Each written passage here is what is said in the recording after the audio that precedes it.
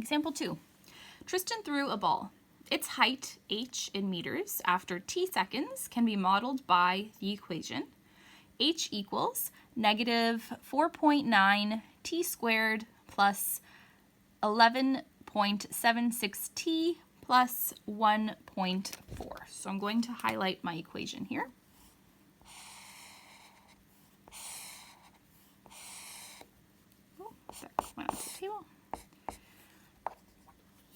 Okay, what is the maximum height of the football and when did it reach the height? So I'm looking for the maximum value here and when it reached the maximum height. Keep in mind, I have my equation in standard form. And in standard form, I can't see what the maximum value is. I can see it when I have it in vertex form because the vertex of a parabola is the maximum value. So if my parabola has this shape, the vertex is the maximum value.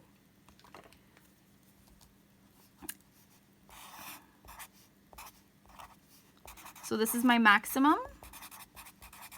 If the parabola has this shape, it has a minimum value.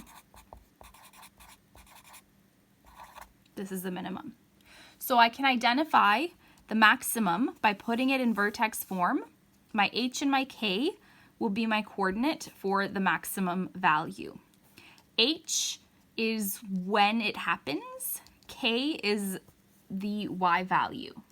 So the h here is the x value, and the k is the y value. So we'll take a look at what that means in this particular example. So essentially, when you're being asked to find the maximum, you're being asked to write it in vertex form in order to identify what the vertex is, because that is your maximum. So I have my equation.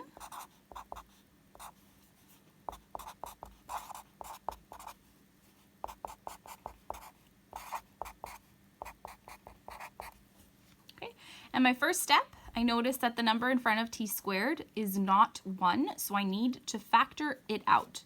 I'm going to factor out negative 4.9. Whatever the a value is, that's the value that you're factoring out. I'm going to factor it out of the first two terms. So I'm left with t squared. There it's always just going to end up being t squared or x squared. And then 11.76 divided by 4.9 gives you 2.4. And positive divided by negative is negative. Okay, so sometimes this will end up as a whole number, sometimes it'll end up as a decimal. I intentionally did a decimal in this example so that you can see what it looks like.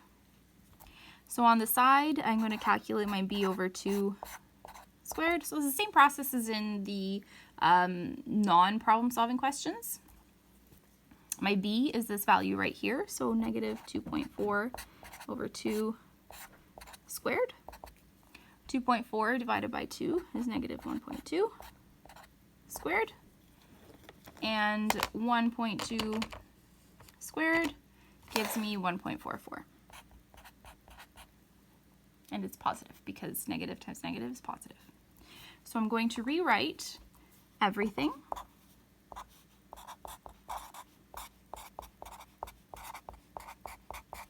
Negative 4.9 bracket t squared minus 2.4t.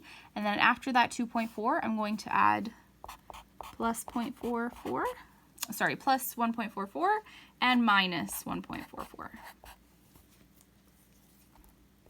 Bracket plus 1.4. That's going to look the same on the outside of the brackets.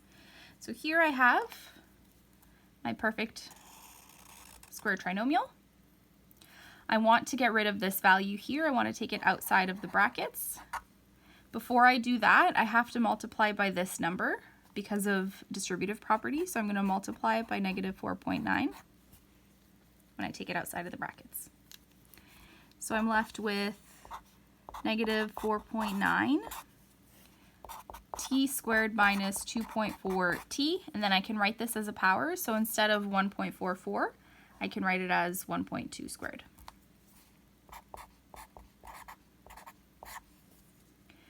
When I take this out of the brackets, negative 1.44 times, I have to multiply it by the number in front, times 4.9.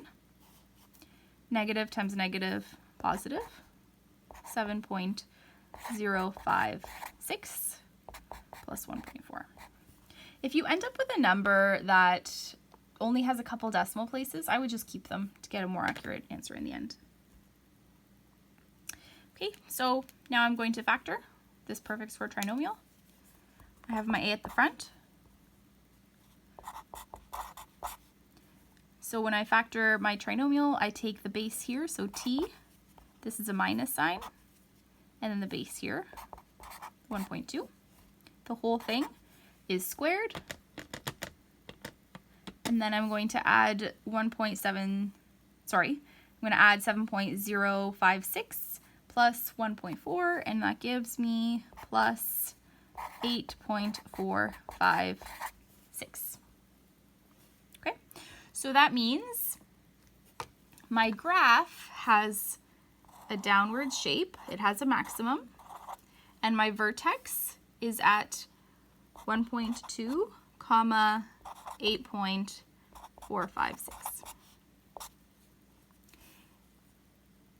This is my x value, and this is my y value.